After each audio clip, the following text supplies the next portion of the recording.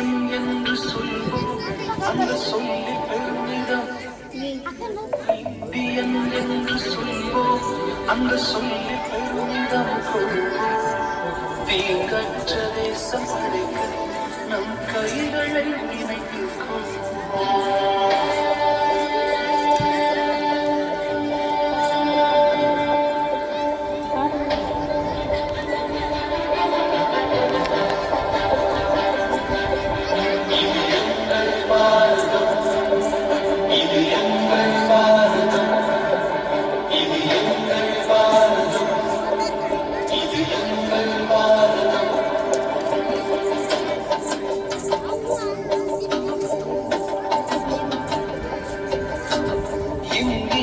என்று சொல்வோம் அந்த சொல்லி பெருமிதம் கொள்வோம்.